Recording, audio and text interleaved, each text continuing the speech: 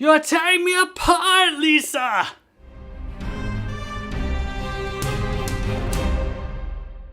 The Disaster Artist is starring, directed, and produced by James Franco. Huh, I wonder where I've seen that before. It's about Tommy Wiseau and his friend Greg, and they meet in an acting class, and then they move to Hollywood because they want to become stars, but when they don't become stars, they decide to make their own movie, and they inadvertently create what is now known today as the worst movie of all time, The Room. In case you haven't seen The Room, I'll talk about it really quick. I'll just do minor spoilers. It's not a huge thing. You can still go watch The Room and enjoy it, if I can even call it enjoying it, because it's so bad. Me and my wife sat down to watch The Room about a month ago in preparation for watching The Disaster Artist, and my mind was not prepared for how monumentally bad this movie is. Everything from the acting, to the screenwriting, to the direction, to the camera movements, all of it just... none of it works. The story of The Room is it's essentially a very simple love triangle. It's between Johnny and his fiancée Lisa and Johnny's best friend Mark. And outside of this love triangle, there's just kind of things that happen that have nothing to do with the story and then have nothing to do with the rest of the movie. It doesn't come up or get mentioned at all. There's one scene where Lisa's mom mentions that she has breast cancer, and it's like this, I have breast cancer and I'm dying, but then it doesn't get mentioned again throughout the entire movie.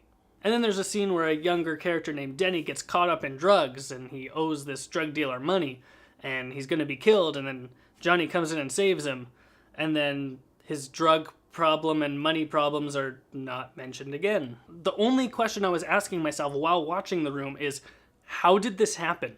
How does a movie like this exist? And I saw The Disaster Artist, and now I kind of know how it happened. So The Room was released in 2003, and in those 14 years that it's been out, it's gained this kind of cult classic status. There's a theater here in the city that I live in that plays it once a month at midnight. You can go and watch it just for the sole purpose of making fun of this movie. And I've only seen The Room the one time, but if I were to watch it again, it would be to the purpose of making fun of it and pointing out all the flaws and the story issues and everything that is wrong with this movie. I wasn't sure about how big a cult following that The Room actually had until we went to see The Disaster Artist last night, and the theater was absolutely packed. It was almost sold out. I'm just going to talk about theater etiquette really quick. When you go see a movie at the theater, don't be drunk, don't come in late, and don't laugh obnoxiously loud at every single joke. This happened to us last night. The movie had already started, and these two drunk girls came in, they sat next to us, and they just laughed so loud, and she had this witch's cackle that just drove me crazy throughout the whole movie. I'm sure there are parts of the movie that I completely missed out on because this woman was laughing so loudly and so incessantly that we just couldn't focus on the movie. It got to a point where someone eventually yelled at her to be quiet, but it didn't work. It didn't help.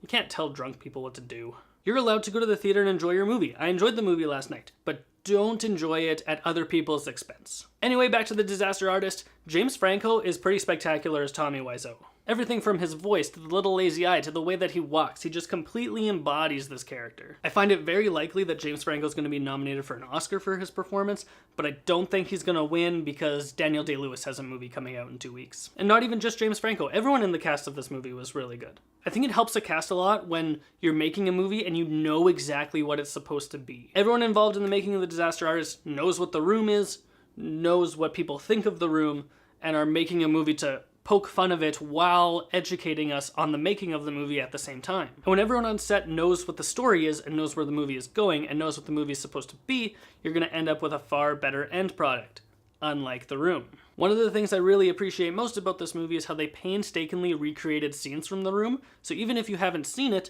you're essentially watching the movie. You're seeing the scenes as they were played out in The Room, but just in The Disaster Artist. There's a great thing that they do right before the credits start, where they play the scene from The Room right next to their recreation of it, and it matches almost exactly. And I really liked that they showed us that to show the kind of work that went into making this movie. Another really great thing that they nailed in this movie is the relationship between Tommy and Greg. There's a lot of drama and strangeness to their relationship, and the only reason they really became friends in the first place is because they were both in this same acting class. So that's all really that they have in common. And this movie demonstrates really well that they both have very different viewpoints on the world and how movies should be made because they're both very different people. Most of this movie is told from the point of view of Greg, and that's because Tommy Wiseau is just a very mysterious figure, And how can you tell a story from his point of view when you don't know anything about him? I came out of this movie knowing one additional fact that I didn't already know going into this movie, and that's that Tommy Wiseau was in a car accident at some point in his life. Nobody knows where he comes from, nobody knows how old he is, nobody knows where his money comes from. Tommy Wiseau paid for the room entirely by himself. It's rumored to have cost about $6 million, and he just paid for it. And nobody knows where that money comes from. He's just a mysterious guy who wants to be an actor and decided to make a movie, and it turned out really bad. It's a very valuable lesson saying that even though you try really, really hard, sometimes you're just not good enough. Maybe it's like that with me in these videos. Oh. Do you need to have seen The Room to enjoy The Disaster Artist? No, you don't, but it's definitely going to help you. So if you have the opportunity, I'd say see The Room first, then go see The Disaster Artist. The Disaster Artist is one of the best movies of the year. I firmly believe that it will be nominated for Best Picture, which will probably make it the first comedy to be nominated for Best Picture since The Martian. I'm looking at you, Golden Globes. So there are my thoughts on the movie. I quite enjoyed it, and I'm going to say that The Disaster Artist is top-notch. So thanks for checking out my review. You can comment below, let me know what you thought. You can give me a subscription if you haven't done so already, and if you have nothing else to do, go watch more movies.